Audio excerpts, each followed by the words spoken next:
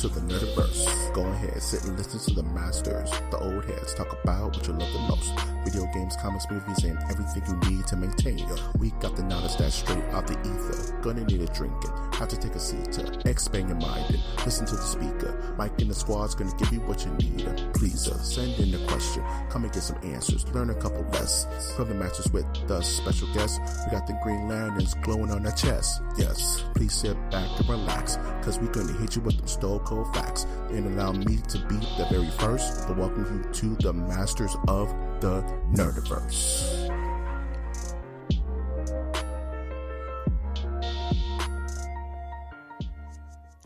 Welcome to the Masters of the Nerdiverse reviews, aka MOTN reviews, aka the best podcast you could listen to on Earth, EARF.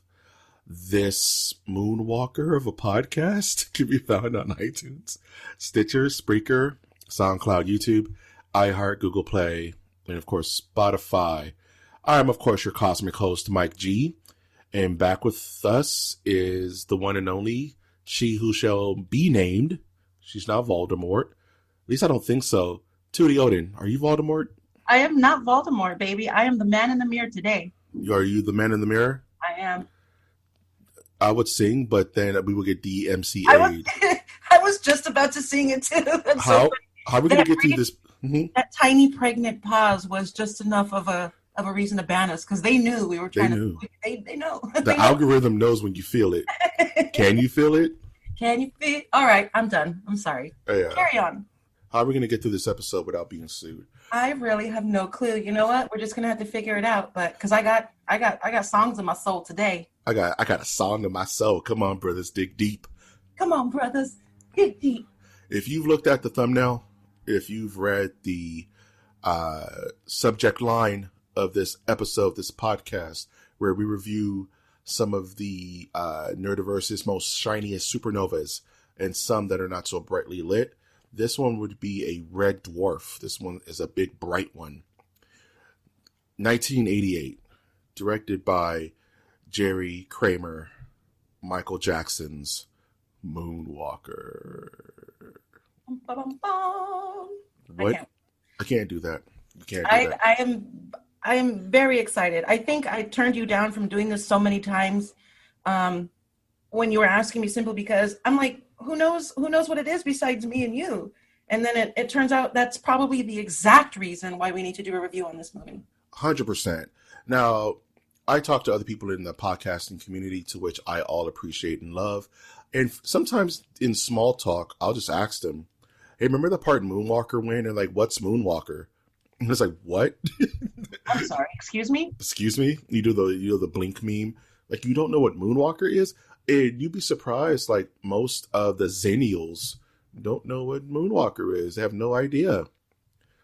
And that's kind of a bloody shame, kind of how the idea of Michael Jackson's been kind of drilled out of popular culture, when there was a time when he was literally the king of pop.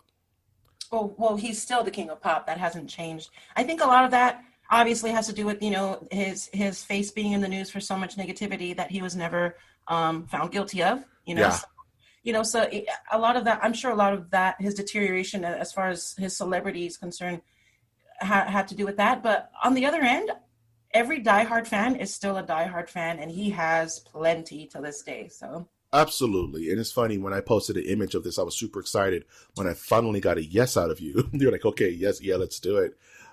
Someone tweeted at us, that's at MNerdiverse. This is probably the best concert film of all time. No kidding. I don't know who that was, but they're not wrong. I 100% agree. They're not wrong. And it's one of those things where it's like for some people, it feels like a touchy subject, even talking about Michael Jackson. But like you said, the man's legacy outweighs his torrid history. And a lot of that you can feel in this Moonwalker as well. He addresses it, actually, his relationship with the media, which has never been on even ground, I think. Right. It's so, I'm so glad you mentioned that, because that's this entire movie, the same with Thriller, which I kind of hope we can do a review on Thriller too. That'd be kind of cool. they were his response to what the record companies were doing to him, essentially. So Yeah, yeah, you're absolutely right. It's so cool that he was able to open himself up to be such to such creativity that this is the way he decided to kind of stick the middle finger at them, if you will, So yeah. absolutely. And I don't think Jerry Kramer directed anything else after this. Just, No kidding. I don't, maybe we're wrong. I have to look into that.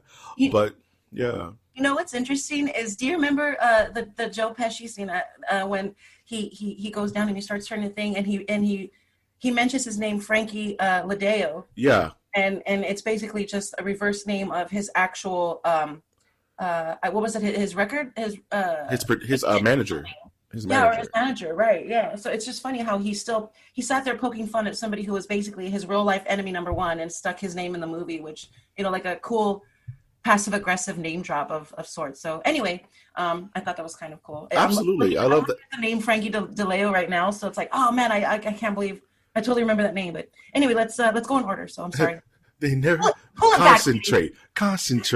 Smooth operation. Right. Smooth operation. Pull it what was your first experience with Moonwalker? My first experience with Moonwalker, I don't know if it was a VHS or if it was just on TV. I don't remember physically, tangibly seeing a tape, but I assume it was a tape because we were able to watch it over and over.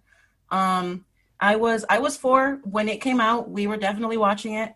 I had the biggest, hugest crush on Brandon Quinton Adams back then. Yeah. Who's in his Bad video in the Moonwalker movie. Oh my God. So, my first experience with Moonwalker was absolute joy. Absolute 100% joy. There's no question about it, no changing it.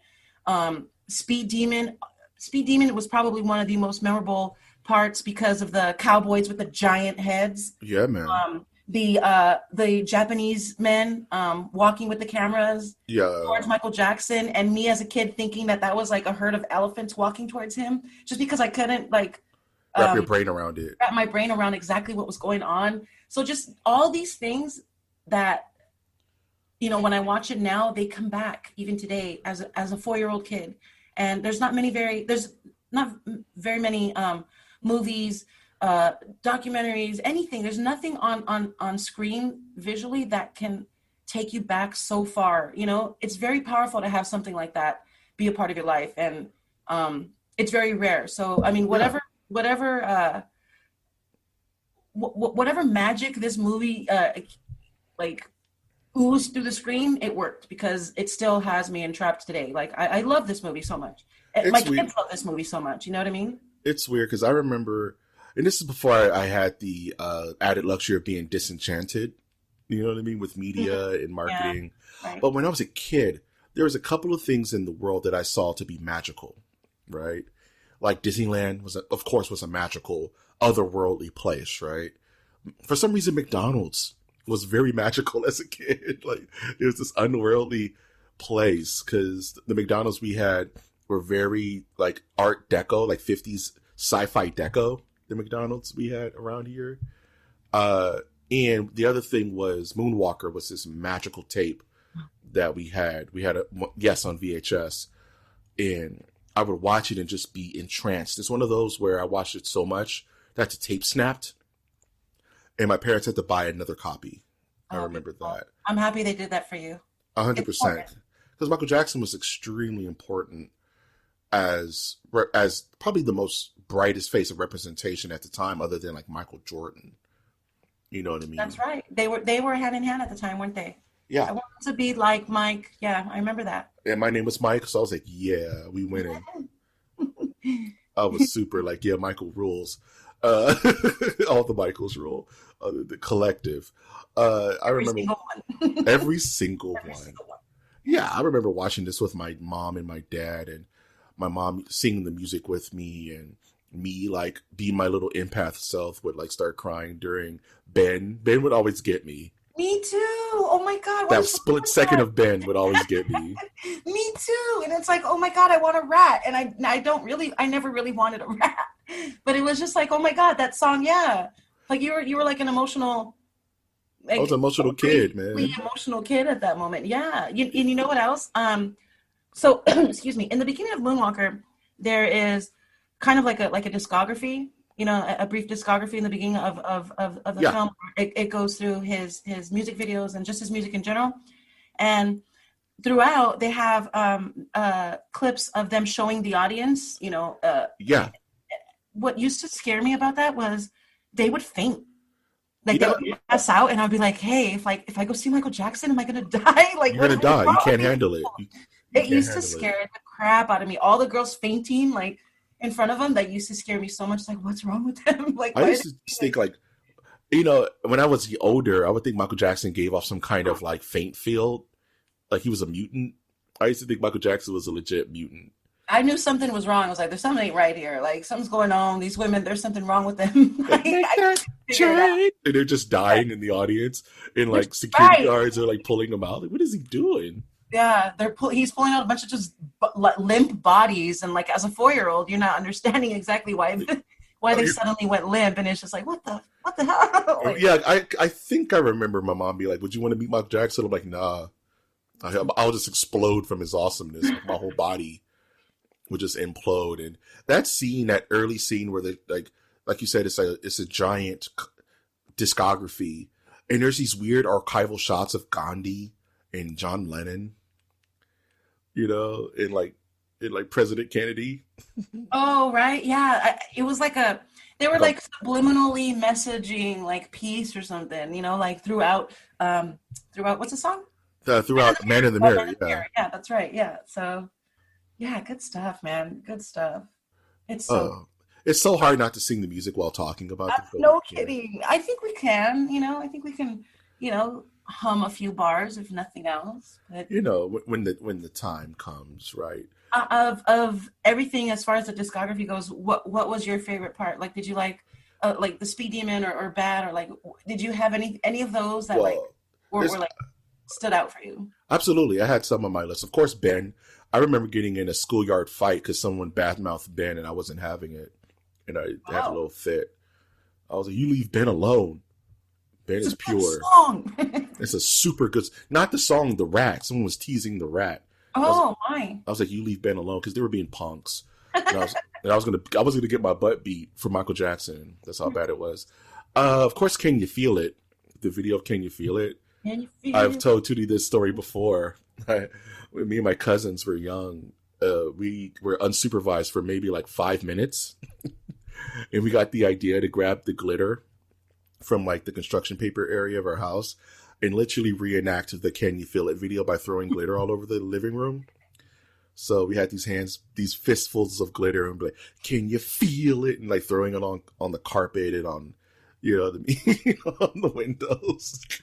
No. And my cousin was doing the beat, that. My mom walked in like, "What the effing hell?"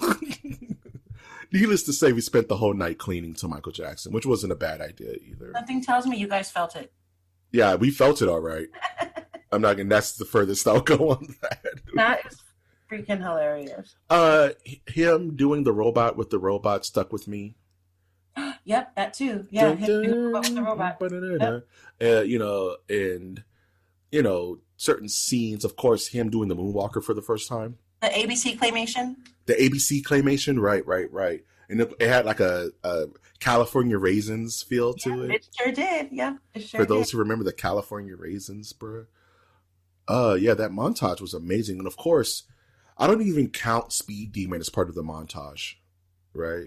It was its own little movie, wasn't it? Yeah, it was its own little movie. Like everything up to Bad is the montage. You know what I mean? Right. I agree completely. Bad's its own little thing too. You know what broke me though? Dirty Diana. The Dirty Diana section, where he was getting all, where he was all dry. Didn't that happen after? That happened before Bad.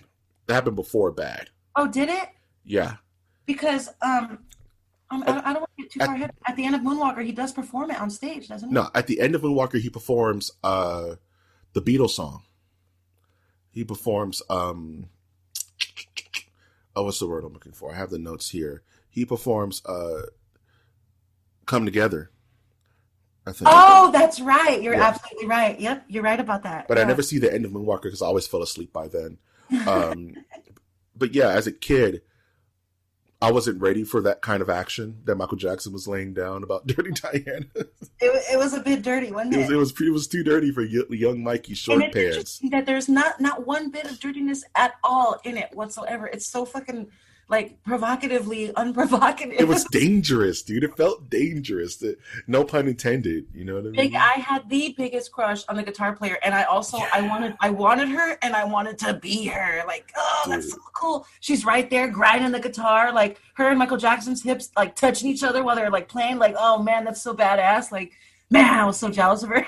Dude, I just remember Michael ripping his shirt open and the crowd literally dying. Right? No kidding. He was like, this isn't the same Michael Jackson from Can You Feel It? What's going on? This isn't right. Him dancing with the Elephant Man. Oh, love it. Right. Oh, But I think that's after. Isn't it after Speed Demon? Leave Me Alone comes after Speed Demon. Yep, it sure does. Okay, then I won't jump the gun there. But yeah, in that one little montage, that's pretty much it. Especially the Dirty Diana part that super broke my brain. And then we jump right into Bad. Now I have to ask you, as a huge Weird Al Yankovic fan, what do you prefer? I'm Fat or the kid version of I'm Bad? Okay, I prefer I'm Fat and the initial dialogue because they obviously parody the Michael Jackson one, but it's just you ain't nothing, man. So it's just hilarious. Like it's classic. So I prefer his dialogue, and I prefer that video because of the hilarity. But obviously, I mean, Bad's gonna be. You can't beat the original by any means. Like, I'm sorry, you're right. I love Weird Al so much. Yeah, no lie, I do. But, but we got to do UHF one of these days. Hey man, I'm down. But that being said, there would be no Weird Al without Michael Jackson. Straight. Yeah, I'm Fat made his career, dude. I'm Fat basically made his career. He also did. What else did he do? Eat It. Yeah, Eat It was a big one too. That was like his sequel. That was a sequel, right? dude. Exactly, man. There would be no Weird without no MJ for sure. So, yeah, Bad. You know, like the whole thing about Bad is like you said, it was a different side of Michael Jackson that we weren't able to experience it, and all of a sudden, like, bam, there he was, and we all we soaked it up. Adults, kids alike, we soaked Michael it up. Jackson will fight you, dude. First of all, right. Well, I think Bad came out after Beat It. Beat It came out first, like a song and video wise. I think it came out first, so it was an introduction to this otherworldly person who was youthful and at the same time rebellious and at the same time really chill. And it was also the birth of Leather Michael Jackson, because you know Michael Jackson has phases, right? Yes. So the birth of Leather Michael Jackson, yeah. And it was Leather Michael Jackson all the way up until it was Peace Ambassador Michael Jackson. And then he started wearing those shoulder, like super sharp shoulder. The shoulder tassels and looking like M. Bison. Yeah. You know? Right, yeah. Exactly. He started walking around like M. Bison. Dude. Oh, they look like bison. What's that about? I don't know. Oh, that's great. That's when he became the Earth Ambassador, dude. Dude had the hat and everything too. Like I'm telling you, Mike, man, with the one white glove, he looked like he was royalty, dude. He looked like he was like the prince of a sovereign nation, is what he looked like, dude. Beauty. That's legit how T'Challa would dress if Wakanda was real. He would dress like Michael Jackson. He would dress like Michael Jackson, no doubt. Yeah, no man. Doubt. And I don't think we can have it any other way. Just naturally, it just seems to be very royal. It's a royal way to dress. I like the little Prince dig at the end of I'm Bad, in regards to him kind of saying, "Where's Bubbles? Oh, Bubbles, what's he wearing? Bubbles is wearing a Prince t-shirt." He was like, "Prince t-shirt." Oh, that's right. Yeah. You know what I mean? Yeah, that's right. A Prince t-shirt. Yeah, he does. Yeah. But I think the best part of this entire film, and you've alluded to it earlier, is the entire Speed Demon section. It's the best. It's literally the best part of the film. I agree. I think throughout from the lead up to the nightmare fuel puppets. Yep. Right. No kidding. Yeah. Those dudes, they were too much. The big ass headed cowboys. Yeah. They were too much for me. And Michael Jackson running through what I thought was the Warner Brothers lot, right? Kind of looked like it. You know where that's at? That's actually in Malibu Canyon.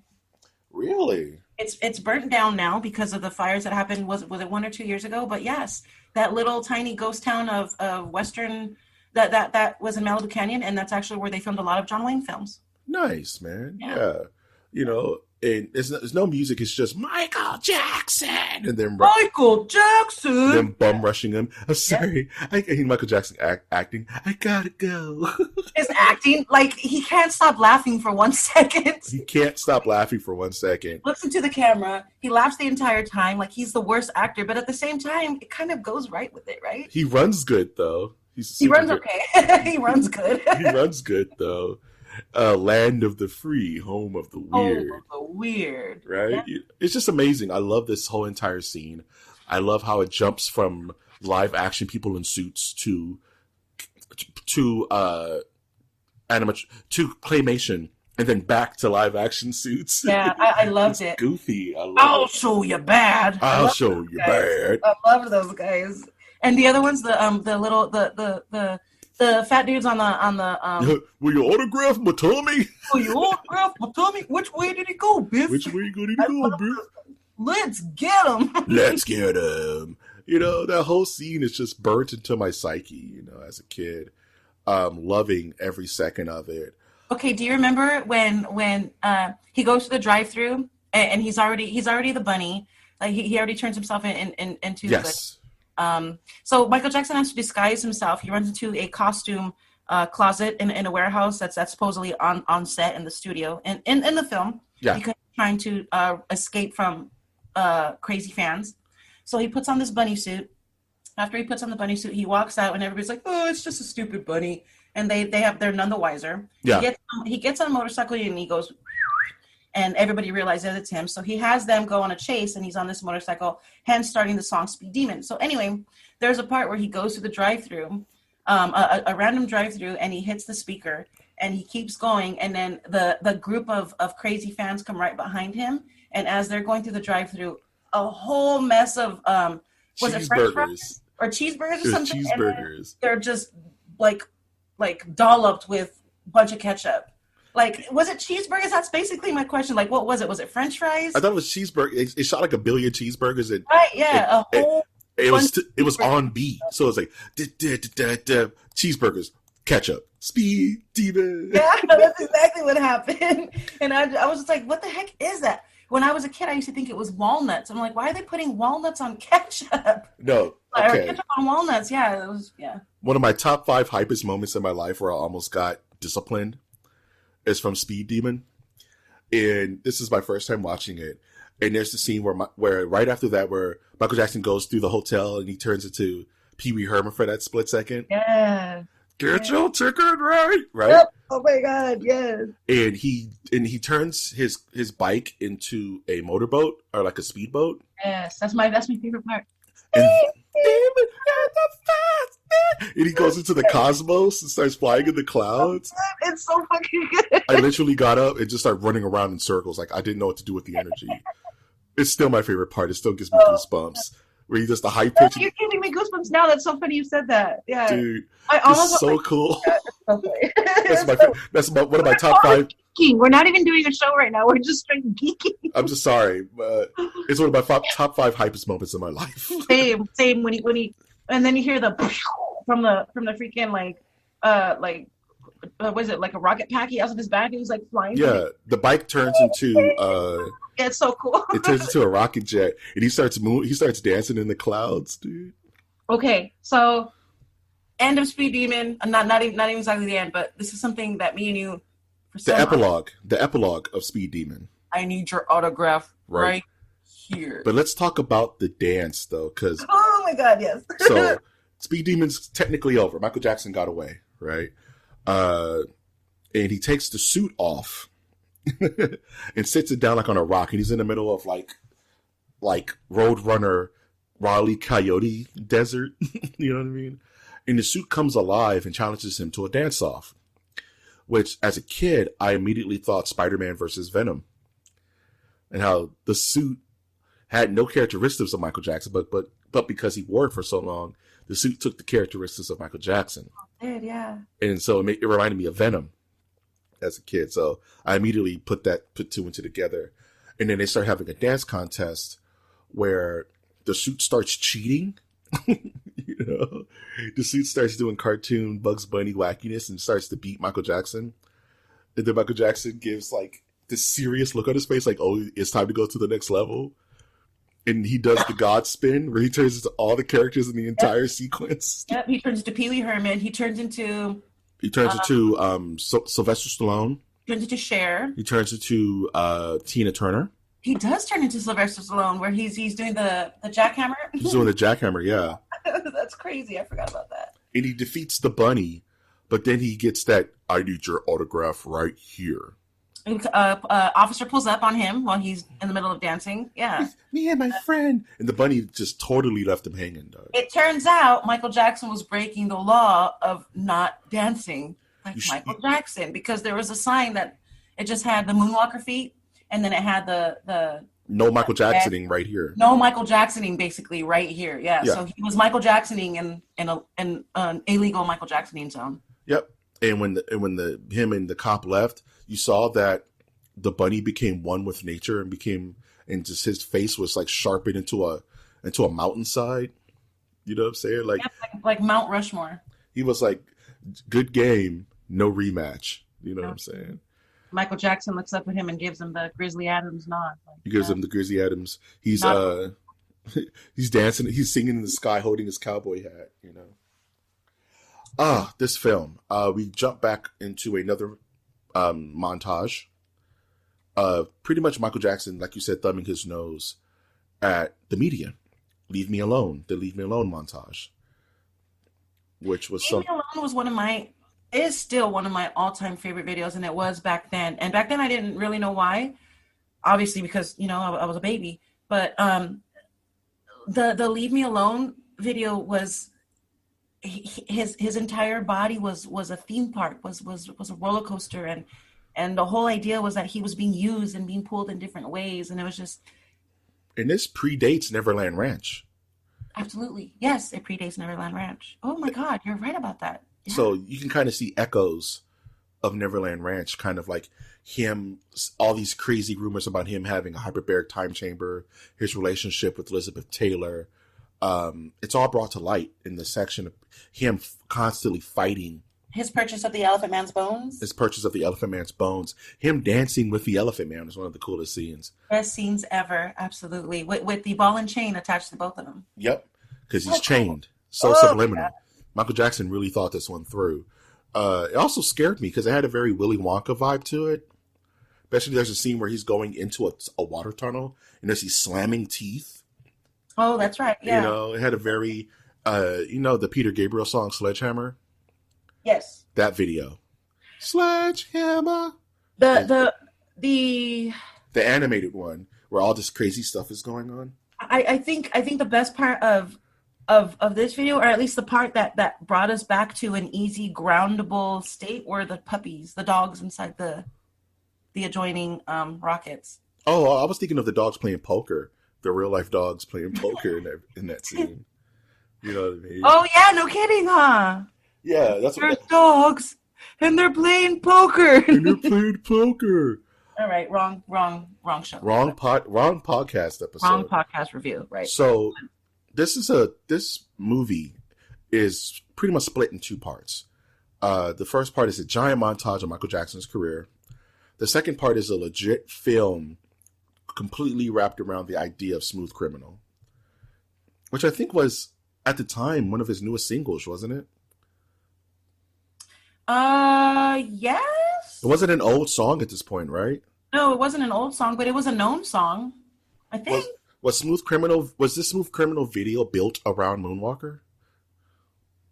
I want to say it was. I want to say it was too, because I've seen the video separately from Moonwalker, and it's the same exact video. So, okay. And this is where the review gets interesting, because I need to paint a picture of exactly what universe this is. So it starts with Michael Jackson in this weird heaven-like space and time. And it's him playing with a bunch of kids, and it's all innocent. Very Michael Jackson, right? Very on brand, because, Michael Jackson loved the kids. And in fact, and legally, mind you, thank you very much. Yes. And I love that you brought about the beginning of that scene, because even in cinematics, it's brighter. It's so like it's cloudy and hard to even see because it's so bright. So it's very dreamlike. It's very dreamlike. Exactly. He has a little girl that looks like Carol Ann from Poltergeist. Yeah, and even the way they're talking, they're not talking clearly. You know what I mean? It's very weird. So the little they have a dog with them, like a little Spot or whatever, Scruffums. And the dog gets loose and runs into a dark, evil forests. And they find this rock, this kind of like this mountainside that literally has like a spider emblem built into it. And this is when we get into our plot, the entire plot of this other half of the film, where Michael Jackson stumbles upon the evil lair of, as you mentioned earlier, Frankie Ladeo. Get his name right. Get the bugs and drugs. Smooth operation. And he's playing it like a supervillain. Ledeo. Joe Pesci with the hard left turn, with his spiders motif, with the tarantulas everywhere. Ew, icky, right? Frankie Ladeo. What does he say? Remember that. Remember that. And Michael Jackson's just looking down at it like, ew, you know what I mean? And of course, it's the infamous scene that we say to ourselves literally almost every other day, which is, look at this. Yeah. Look at this. Look at this. I say this to myself all the time. And by the way, that's not the reaction that you have when you see billions of spiders and tons of spider webs and you have 3 babies that you're taking care of. Michael Jackson just seems disappointed in him. Yeah, like, he just seems really upset, like hurt. Like, you know what? Come on, brothers. He stumbled upon the Super Kingpin lair, and it flash forwards to the future, like the super future, right? Like Frankie Ladeo's already won. It seems like. Because now the kid, because all of a sudden it turns very dystopian. It's very dystopian. They're like in this weird Final Fantasy VII universe where it's all dark and smoky, and the kids are all like street vagrants now. They're like homeless. Right. It's weird, right? And there's no explanation as to what really happens, with the exception of you have to assume that Frankie Ladeo did take over. Yeah, Frankie Ladeo won with all the drugs and spiders, right? Because that was the mission. You know, from heaven. Earth was heaven, and then big business took over and made it a dark place. Is what I'm gathering from this analogy. Right? Earth Song. This is before Earth Song, ladies and gentlemen. So we fast forward to the future. The kids are on the roof looking at shooting stars, which is a repeating motif in this section. And Frankie Ladeo is still after that little girl for some odd reason. Like, what is she? No, what it is he's not after the kids. He's using the kids as bait because he wants Michael Jackson. He wants to drain Michael Jackson of his bone marrow to fuel, kinda, yeah. Whatever his reason to want Michael Jackson. It's not really clear why they want to capture Michael Jackson. Right, yeah, it's not really clear, but you kind of assume that it's because Michael Jackson's such a good guy that they're trying to replace good with evil. Yeah. So, yeah, that's kind of as far as they kind of go into it. And you see that because Michael Jackson, out of everyone, is the only one wearing a pure white suit, right? In the darkness, he is the light. What used to trigger me about it was when Frankie Ladeo actually does get a hold of the little girl, and he's pulling her by her hair, remember? And she's like, like screaming, "Let her go!" Yes, and Michael Jackson screams really loud, like "Let her!" Like he's really pissed. Like what? Like it that's almost sounds like it's triggering him. Like in real life, like he didn't like that in real life. Like it's a real life trigger for him, you know. So it was interesting. It wasn't at the beginning. Doesn't he take her in the beginning at first? No. What happens is that they actually corner Michael Jackson in this weird 50s kind of crime noir future. And one of the dumbest, most very awesome. Batman, isn't it? It's very Dick Tracy, very Batman. Yeah, there we go, Dick Tracy. Yeah. So the shooting star effect happens, which gives Michael Jackson his power up, right? The shooting star power up. And Michael Jackson, apropos of nothing, turns into like a year 3000 Lamborghini. He becomes the Turbo Teen. Remember that part? Yes. His car goes a billion miles per hour.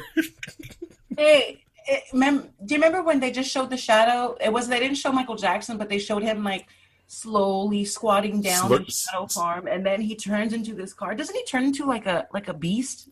No, he turns into like a supercar, and then the car turns into a cat, and then it turns into Michael Jackson.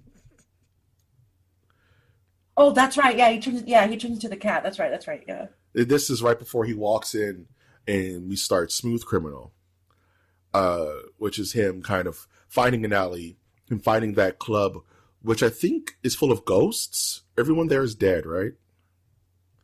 Right. That's what I'm interpreting, because when he walks in, it's all cobwebs. It's like The Shining. That's a good question. However, it's like The Shining. Frankie Ladeo's dudes are at the end of Smooth Criminal. They end up storming or finding Michael Jackson, discovering that he's there, and storming the alleyway and surrounding it. And after they surround it, chaos ensues, and all the people start running and freaking out. And they start shooting back as well. They start retaliating, and it turns into this whole thing. So I don't know what that is. Then I don't.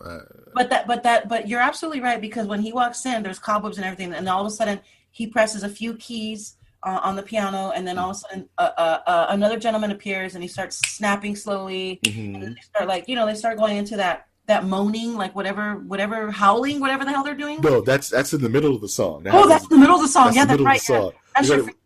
We got to talk about that. Okay. No, let's talk about it. Go. No, real quick. First off, one of the coolest parts of the movie is where Michael Jackson takes the coin and flips it from across the room. Oh yeah. And it slides right into the jukebox and hits it right on beat. Ow! Yeah. Dude. It's the best, dude. Yep. And the way that whole video is like this little movie of Michael Jackson kind of being like the Dick Tracy, going around stopping crimes, punching out pimps, shooting people with the stoolie, dude. Michael Jackson got the heat. You know what I mean? Then, like you said, we get to the strangest part of the whole experience, the moaning. Ooh. Yeah. And it becomes this weird night orgy that happens. And they start like stomping their feet on the floor, and they start sliding closer to each other. I didn't think it was appropriate for kids. I used to fast forward that part as a kid. That's the one part I fast forwarded. Was it weird or was it boring to you? It was boring. Okay. For me, it wasn't weird till I was an adult, till later. As a kid, it was just boring. I find it, as an adult now, I find it inappropriate. Like, there was nothing sexual going on, but it's just inappropriate for a kid to listen to a bunch of adults moaning and kind of rubbing against each other. I don't know what the hell was going on. It lasts for like 3 minutes. Yeah, it was pretty long. It was pretty weird. It totally knocks the song on its ass. Right. And, okay, are you okay? And everything starts back up, right? And of course he does the infamous lean. You know what I'm saying? And that's my God. One of the best Michael Jackson movies ever. How many times did you and your cousins try that at home and then fall your asses on the floor? About 1 billion. Me too. Same here. We all tried it. It never works. You can't do lean. No one can. Only Michael Jackson. No one can do the lean except MJ. I think Michael Jackson has bird bones where they're hollow inside, which allows him to do all the stuff he does. I assume there was biceps in his toes. That's all I can think. Yeah. The lean was impossible. We tried it for hours as kids. We kept falling. I think one of my cousins actually got a nosebleed because he hit the deck pretty hard. I forget which one. I think I know the name, but I'm not going to dox him on this podcast. I think you know who it is too. Yeah. But yeah, Michael Jackson learns the power of gun and pretty much kills a lot of people in this movie. He does. He learns the power of gun, and he grabs one, and as he's shooting, he's also going, he's screaming, which is kind of, as a child, I thought that was pretty badass. Yeah, man. As an adult, I think there's something wrong with him. Why is he doing this? Why is this the way? Why is he this way? Why is he this way? So after all that, in the brouhaha, Frankie Ladeo actually kidnaps the little girl, right? Yes, he does. Her name is Kelly Parker, by the way. Kelly Parker. And this is the scene you're talking about where they have Michael Jackson surrounded, and he's in this weird citadel, right? Surrounded by stormtroopers. And Frank Dale's trying to trigger Michael Jackson. And like you say, he's pulling on the little girl's hair, and it's very violent. It looks real. It looks real. Yeah. And Michael Jackson says, "Leave her alone," and all the face mask of the stormtroopers shatter. Oh, that's right. Everything that's glass or anything that's shatterable shatters because of his rage, dude. Alone. Yeah. And that's when he becomes a big scary robot, Michael Jackson. And that's when he becomes a Gundam. So the shooting star happens again, right? I'm sorry, this movie's so badass. It really is. People probably not going to believe what we're saying right now. You have to watch it for yourself. There's no way that's real. There's no way he turns into that. Why would Michael Jackson become a Gundam, dude? Makes no damn sense. He goes from Lamborghini to cat to Gundam. To Gundam. Flat out mobile suit. He becomes this giant Michael Jackson mech that has a Michael Jackson mouth with glowing yellow eyes. And it's all silver. And dude, this thing has metal curly hair. I was just gonna say he had a metal Jerry curl, yo. Real talk. The dumbest, dude. Not even the best. And then the robot has all these weird little reflector shifters that are like using the bullets against the bullets that are being fired at the mech are being reversed back to the stormtroopers. It has lasers and shit. Yeah. Out of control, dude. It's so out of control. And then, for some reason, another shooting star happens, and Michael Jackson turns into a super plane. Like, the mech turns into a Macross. It becomes this weird, like, UFO. But then Frankie Dale gets the other hand and shoots down the UFO. And I remember crying, like, oh no. I don't remember that part. Oh, yes, I do. Because it goes down. I didn't interpret it as a UFO. I don't know what that was, man. It was some kind of weird super jet that it turns into. Yeah. And Franklin Dale shoots it down. And I remember being so confused that I was getting misty-eyed about plain Michael Jackson going down. No plain Michael Jackson. Where are you going? Evil's gonna win, right? And then it comes back up and it defeats Frankie Ladeo. And Michael Jackson's plane flies off into the cosmos and leaves the kids alone. He leaves the kids there. And in my notes, I have F them kids. I'm out. Yeah, he straight up just kind of leaves them like hanging down like a rooftop with a bunch of hay surrounded by them. Yeah, waiting for the cops to come clean them up. Right, yeah. Putting them back in the system. Way to go, Michael Jackson. Well, he's like, well, that's what superheroes do. So like he was being interpreted as a superhero. That's what they do, right? They don't stick around. They don't stick around. Spider-Man doesn't even police report. Not Fair even. Enough. Yeah, bye. Yeah. So Michael Jackson comes back at the very end, and that's where we get the come together video, which is super weird, mind you. Because I don't remember. I vaguely remember this part because I always fell asleep by this part as a kid. What I remember about it, don't the kids go on stage with him? Yes, the kids go on stage with him.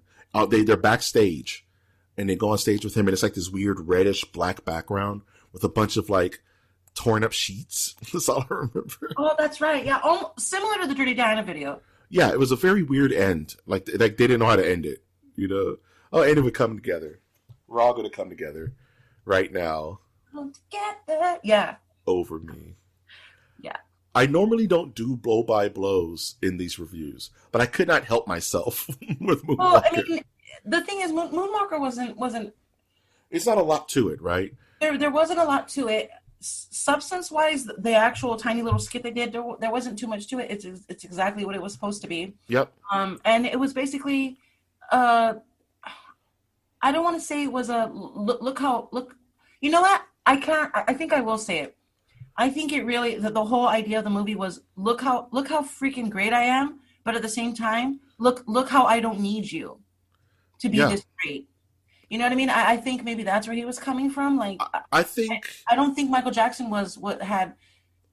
I don't know, dude, because I don't know the guy, but I don't think he was completely egotistical to the point where look how good I am. I think it was more just poking the bear when it came to the industry itself. Like, I think what this was and what Michael Jackson Moonwalker was, in its totality, was him saying, I appreciate you, but do you appreciate me? Oh, there you go. Exactly. I appreciate you, and this is how much I love you. This is how much I'm showing you how much you love me and how much I appreciate it. But at the same time, do you appreciate me? Do you appreciate me for who I am?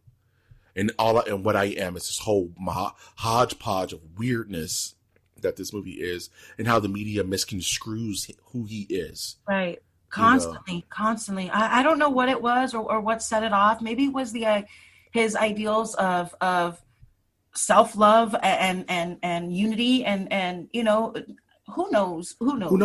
Because those who were close to him said he was a pretty quiet guy, like in real life. He was very shy guy. Like, I don't tell a lot of people this, but you know this. My father has met him. So he's met him. He's seen him. He's had to sign NDAs because of those reasons. But he's never said one bad thing about Michael Jackson. Not one. Yeah, and a lot of people, even during the crazy allegations, Macaulay Culkin was like, "Yeah, that's a bunch of BS. There's no way. There's no way." Right? And I think this film kind of is the perfect snapshot of Michael Jackson before all that madness started to happen. Yes. This was right before. This was when, to take from personal quotes, this was when Michael Jackson was at his purest. Yeah, this is when Michael Jackson was at his purest. Too bad it was in 1998. Right, not 1998. Right, exactly. But this was right before the whole second coming of Michael Jackson, which was the Dangerous album, which was after this, I think. No, Dangerous was right around this, wasn't it? I thought Dangerous came out in the 90s, about 91. Yeah, because that's the Remember the Time Michael Jackson, right? Scream, that era. Right, yeah. Jam, Michael Jackson. Jam. Yeah. Black and white. Song. Black and white Michael Jackson. Yeah, Black and White. My kids love that song, by the way. They love that song. They don't even know what it's about, and they love it. Yeah, that's Michael Jackson. And then the deeper you go into his discography, you start really listening. Because I was listening to the Dangerous album maybe like a month ago, just head to toe. And there's a lot of songs about him being very irritated with media. Yeah. And with the people, and people won't leave him alone and let him be himself. And, that's heavily influenced in Moonwalker. I think one of my favorite songs that he's ever done, I'm just going to do one, excuse me, is, I don't know what it's called, but it's the one where They Don't Care About Us. All I want to say is that they don't really care about us. Yeah, that's one of my favorite songs of his. Like, it's such a huge... And it's interesting because, like I said, Michael Jackson was always an oozer of love and unity and peace. He was an activist. And let's find another way to, conscientious objector. Like, let's find another way to go about this. But that song he was pissed. Yeah, man. He was pissed in that song. Man, it was so cool to see him be more of a human being as opposed to this almost semi-perfect robot. That's what I liked about that era of Michael Jackson. Like Earth Song was a very personal song. That's probably my second favorite Michael Jackson song. I know that's one of your favorite songs, yeah. I love Earth Song. I'm going to listen to it after we're done. I bet you are. You're so cheap. Shut up. I'm so predictable if you know me. So all in all, this is like you said, it's not a lot of substance to Moonwalker. It's very nostalgic, of course. The nostalgia, everything. But if you are any kind of fan of what Michael Jackson was, the legacy he left behind, and you've never seen Moonwalker, I implore you to watch this concert, to watch this film, this documentary, whatever it is. It's hard to really quantify what Moonwalker is. It's an experience. Toots, if you were to score Moonwalker from 0 to 5 sparkly gloves, what would you rate it?